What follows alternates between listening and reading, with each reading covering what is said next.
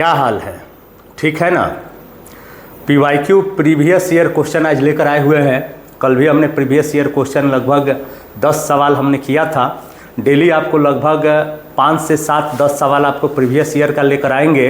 अभी हम लोग 2025 में 2 तारीख को जो एग्ज़ाम हुआ था सेकेंड शिफ्ट में, उसके सवाल अभी लेकर चल रहे हैं। क्या है सवाल देखा जाए, और इस सवाल के बेस पर समझना होगा कि ऐसे भी सवाल अगर पूछे जाते हैं तो आप उसको आसानी से हल कर सकते हैं। देखिए क्या कह रहा है। अव्यूह ए बराबर दिया गया है 2 - 1 1 -1 2 -1 1 -1 2 का अभिलक्षणिक बहुपद क्या है। मतलब अभिलक्षणिक मतलब समझते हैं ना, आइजन वैल्यू आपसे पूछ रहा है कि बताइए इसका आइजन वैल्यू क्या है, ये आपसे पूछा जा रहा है। तो आप एक बात ध्यान में रखना, क्या आइजन वैल्यू अगर ऑर्डर 3 का है, ये अगर अव्यूह देखिएगा तो 3 × 3 का है, तो इसके लिए फॉर्मूला होता है क्या कि डेल्टा का power Q minus P del का स्क्वायर प्लस में क्या लिख सकते हैं, क्यू डेल और minus determinant A equal to 0। जब कभी भी अगर ऑर्डर 3 का आइजन वैल्यू आपसे पूछा जाए तो ये इसका फॉर्मूला होता है। आप ध्यान देना, P क्या है Q क्या है भी बताएंगे आपको, लेकिन आप इस बात को ध्यान में रखिएगा कि जब कभी अगर आपसे आइजन वैल्यू पूछेगा तो ये ध्यान रखिए। अब ये P क्या है, तो आप जो ये आप देख रहे हैं ना, इसका क्या डायगोनल, इसी का सम होता है, यानी हम कह सकते हैं कि sum of diagonal, sum of diagonal. अब सवाल है ये कि ये क्या है, तो Q क्या है, तो हम कह सकते हैं कि जो आपने माइनर पढ़ा होगा ना, माइनर आपने जो पढ़ा होगा तो डायगोनल का माइनर आप निकाल लोगे तो वही आपका Q का मान होता है। डिटर्मिनेंट A का मान तो निकालने आता होगा आपको। तो चलिए इस सवाल को अब हम हल करते हैं। देखो फिर से ध्यान देना, जब कभी भी आपसे आइजन वैल्यू पूछा जाए और ऑर्डर 3 का हो मैट्रिक्स है, तो ये फॉर्मूला का प्रयोग आपको करना है। याद करना भी आसान है। देखो यहाँ पे लैम्डा के पावर 3, लैम्डा के पावर 2, लैम्डा के पावर 1 0, अल्टरनेट साइन चलता है, पहला प्लस माइनस, ठीक है। और यहाँ पे आपको डिटर्मिनेंट ए का मान पहले निकाल लेते हैं कि डिटर्मिनेंट ए क्या है। तो डिटर्मिनेंट ए क्या हो जाएगा, अगर हम 2 लेंगे तो आपको पता है कि उसके रो और कॉलम को छोड़ दिया जाता है, 2 2 जा 4, और माइनस प्लस हो जाए, एक माइनस तो आपने पढ़ा होगा होता है, तो यहाँ पे हो जाएगा 1। फिर उसके बाद माइनस प्लस 1, उसके रो और कॉलम को छोड़ दीजिएगा, इसके रो और कॉलम को छोड़ दिएगा तो -2, और यहाँ पे क्या हो जाए माइनस एक हम लिख देंगे +1, और उसके बाद आपका प्लस में 1, तो उसके रो और कॉलम को छोड़ दिया, माइनस +1, और माइनस में क्या हो जाएगा बाबू 2 लिखना होगा। 2 × 4 में से 1 जाएगा 3, और +1 क्या हो जाएगा -1, और +1 -1, यानी 3 2 जा 6, -1 और -1, यानी देखा जाए तो क्या हो जाएगा, डिटर्मिनेंट ए का जो वैल्यू है वो कितना आ गया 4। डिटर्मिनेंट ए का वैल्यू जो है वो आ गया 4। अब यहाँ से हम P का वैल्यू अगर आपसे पूछे कि P का वैल्यू क्या है, तो डायगोनल का सम यानी 2 + 2, यानी आप कह सकते हो कितना हो जाएगा बाबू 6 हो जाएगा। डायगोनल का सम P क्या है, सम ऑफ डायगोनल हो गया 6। Q की अगर हम बात करें कि यह Q क्या है, तो आपको यह बात पता होना चाहिए कि डायगोनल का ही माइनर निकालना मतलब उस रो और कॉलम को छोड़ दिया जाता है। अगर 2 का हम माइनर निकालते हैं तो इसके रो कॉलम को छोड़ देंगे तो कितना हो जाए, डायरेक्ट लिख दें 2 2 जा 4, और माइनस क्या होता है बाबू +1। फिर मिलाइए, अगर ये 2 लेते हैं तो इसके 2 को छोड़ देते हैं, इसके रो और कॉलम को छोड़ देंगे, ये 2 लेते हैं ये वाला 2, तो यहाँ पे ध्यान रखना कि इसके रो और कॉलम को छोड़ दिए तो कितना हो जाएगा 2 2 जा 4, और इधर में -1, फिर प्लस। अब इसका लेंगे तो इसके रो और कॉलम को छोड़ देंगे तो 2 2 जा 4, और माइनस प्लस क्या हो जाएगा माइनस प्लस, और एक माइनस और आता है तो -1, यानी 4 में से 1 जाएगा 3, प्लस 4 में से 1 गया 3, 4 में से 1 गया 3, यानी हम क्या कह सकते हैं, तो ये हमारे पास आ गया 9। और आपको आइजन वैल्यू के लिए फॉर्मूला याद रखना होगा क्या, डेल का Q माइनस P डेल का स्क्वायर प्लस में Q डेल और माइनस में डिटर्मिनेंट A इक्वल टू 0। अब डेल Q का मान क्या, डेल Q तो वही रह जाएगा डेल Q माइनस P का मान क्या आया था 6 डेल का स्क्वायर प्लस में Q तो Q का वैल्यू क्या निकाले हुए बाबू, Q का वैल्यू है 9, डेल और माइनस डिटर्मिनांट A का मान हो गया 4 इक्वल टू 0। यही आपका आंसर होगा इस सवाल का। तो देखते हैं, डेल Q और प्लस दिया गया इसलिए ये गलत हो गया, डेल Q प्लस 6 गलत हो गया, माइनस डेल Q दिया गया इसलिए गलत हो गया। तो ऑप्शन नंबर 4 देखिए तो माइनस डेल Q, जबकि है मेरा प्लस डेल Q, उससे टेंशन नहीं लेना। इसको क्या किया ना कि लेके उधर चला गया, तो ये प्लस में तो माइनस डेल Q, माइनस में तो प्लस 6 डेल स्क्वायर, प्लस में तो माइनस 9 डेल, और माइनस में है तो प्लस में 4 इक्वल टू 0। और यही आप देख लीजिए ऑप्शन नंबर 4 में आपको दिखाई दे रहा होगा, minus del Q plus 6 del square minus 9 del और प्लस में 4 इक्वल टू 0 नहीं होता, माफ कीजिएगा, इक्वल टू 0 नहीं होता, इक्वल टू 0 नहीं होता है। तो यहाँ पे आपका क्या होगा, तो ऑप्शन नंबर डी जो दिया गया है सही है। यहाँ पे थोड़ा सा गलत फ्लो में लिखा जाता है, लेकिन यहाँ पे इक्वल टू 0 नहीं होता है। तो इस फॉर्मूले से आइजन वैल्यू से हर एक साल सवाल पूछा है, ये ऑर्डर 3 का है, इसको आप ध्यान में रखिएगा और एक सवाल आपका कंप्लीट होता है। अगले सवाल की तरफ चलते हैं, और अगला सवाल क्या है, ये आपका सवाल रहा। सवाल कह रहा है कि आपको यहाँ पे बताना है ए इनवर्स के बारे में चर्चा करना है।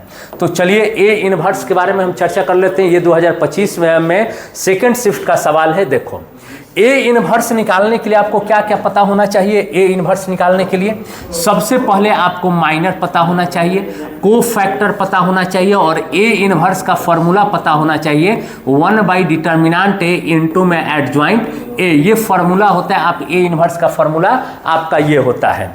तो सबसे पहले हम डिटर्मिनेंट ए निकाल लेते हैं। अगर हम डिटर्मिनेंट ए निकाले बाबू तो क्या लिख सकते हैं, या ऐसा करते हैं ना कि डिटर्मिनेंट ए यदि निकालते हैं, यहीं पे निकाल लेते हैं, डिटर्मिनेंट ए इक्वल टू क्या हो जाएगा, अगर 3 लेंगे तो उसके रो और कॉलम को छोड़ देंगे, यानी -3 और minus minus plus 4, minus plus 3 हो जाएगा। उसके रो और कॉलम को छोड़ देंगे तो 2 माइनस 0, और प्लस में 4 लेंगे तो उसके रो और कॉलम को छोड़ देंगे तो -2 और इसमें इससे गुना हो जाए तो -0, यानी 3 1 प्लस में 3 2 जा 6 और -4 2 जा 8, यानी लिखना होगा तो 3 और इधर क्या बनेगा -2, यानी देखा जाए तो डिटर्मिनेंट ए का वैल्यू हो गया 1। अब यहाँ से अगर हम आगे बढ़ते हैं, यहाँ से आगे बढ़ते हैं, तब हमें और क्या निकालना है, माइनर और कोफैक्टर। डायरेक्ट लिख लें माइनर और कोफैक्टर। देखो, अगर हम डायरेक्ट कहते हैं A11 तो माइनर कोफैक्टर हम डायरेक्ट निकाल के एडजॉइंट निकाला जाता है। डायरेक्ट हम कोफैक्टर निकाल रहे हैं। देखो 1 जोड़ने पे सम संख्या आता है तो प्लस होता है, आप बात को जानते होंगे। अगर ऐड करने पर यदि इवन नंबर आता है तो प्लस होता है। जैसे A12 तो यहाँ पे क्या होगा, माइनस में हो जाएगा। A13 क्या हो जाएगा, प्लस में होगा। A14 ध्यान देना, A21 तो 2 माइनस होगा। A22 क्या हो जाएगा बताइए, प्लस होगा। A23 क्या होगा, माइनस होगा। और A31 तो ये प्लस में हो जाएगा। A32 यानी क्या हो जाएगा, माइनस में। और A33 क्या हो जाएगा, प्लस। देखो ये को फैक्टर का नियम होता है, पहले माइनर निकालिए और उसके बाद को फैक्टर निकालने के लिए यदि इनका पंक्ति और रो यानी रो और कॉलम का सम यदि इवन नंबर होता है तो हम प्लस देते हैं, और यदि ऑड नंबर होगा तो माइनस देंगे। इवन नंबर होगा तो प्लस, ऑड नंबर होगा तो माइनस। इवन नंबर होगा तो प्लस, ऑड नंबर होगा तो माइनस। इवन नंबर होगा तो प्लस, ऑड नंबर होगा तो माइनस। इवन नंबर होगा तो प्लस। अब यहाँ पे माइनर का आप तो बात जान ही रहे कि माइनर हम कैसे निकालते हैं, फिर से एक बार देख लिया जाए तो बाबू माइनर निकालने के लिए इसका रो फर्स्ट कॉलम छोड़ देंगे, कितना हो जाएगा, गुना करते हैं तो -3 और माइनस प्लस 4, यानी देखा जाए तो क्या बनेगा, प्लस में 1। अब यहाँ पे 1 2 इसके ये और ये छूट जाएगा, 2 1 जा 2 और यहाँ पे -0, यानी हम क्या कह सकते हैं तो -2। अब यहाँ पे A13 इसके फर्स्ट और थर्ड कॉलम छोड़ दिए, यानी -2 -0 तो क्या हो जाएगा, -2 ही होगा। A21 निकालना है, A21 ये और ये छोड़ देंगे तो -3 क्या बनेगा बाबू, -3 और 21, यानी ये और ये छूट गया, -3 और माइनस प्लस 4, यानी क्या हो जाएगा 1 हो जाएगा, और यहाँ पे माइनस है तो माइनस दे देंगे। A22 यानी ये और ये छूट जाएगा, 3 में 1 से गुना, 3 और 4 में 0 से गुना, यानी 3। A23 ये और ये छूट जाएगा, क्या बनेगा, -3 और इसमें इससे गुना तो 0 और माइनस यहाँ पे क्या हो जाएगा, +3।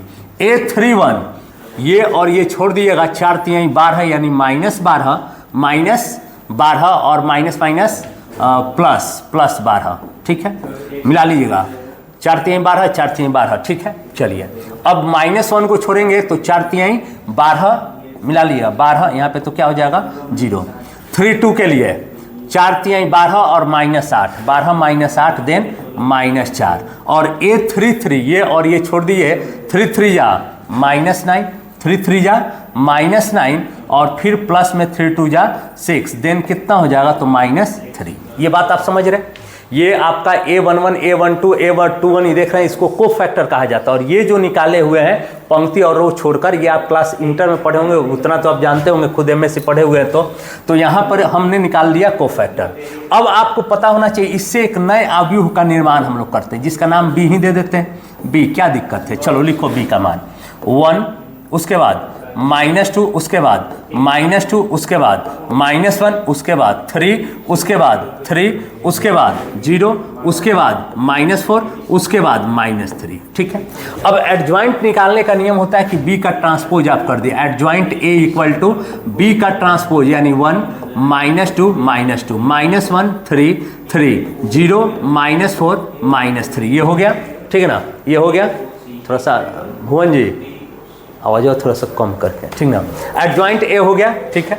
अब ध्यान दीजिए कि आपको A इन्वर्स निकालना है ना, तो A inverse = formula 1 by determinant है। डिटर्मिनेंट A का मान निकाले हुए थे 1 था, और इनटू में एडजॉइंट है, तो एडजॉइंट A का मान लिख लो 1 -1 0 -2 3 -4 -2 3 -3। तो यहाँ पे अगर देखा जाए तो ये आंसर होगा कि 1/1 का है, यानी 1 ही हो गया। 1 -1 तो ये ऑप्शन गलत हो गया, 1 -1 होना चाहिए था, गलत है।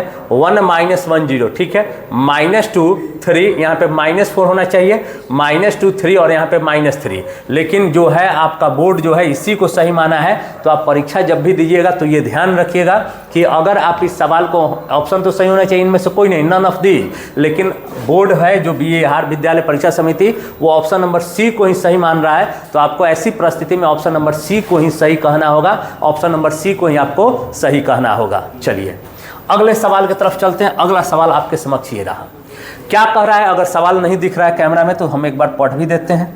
कह रहा है कि A त्रिज्या वाले उन सभी वृत्तों का जिनका केंद्र एक अक्ष पर स्थित हो, अवकल समीकरण निकालिए।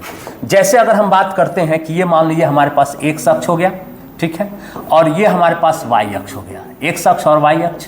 कह रहा है कि A त्रिज्या वाले उन सभी वृत्तों का जिनका केंद्र एक अक्ष पर है, यानी ऐसे वृत्त का आपको समीकरण पूछा जा रहा है ना बाबू, जिनका केंद्र क्या है, एक अक्ष पर दिया गया है। तो चलिए देख लेते हैं।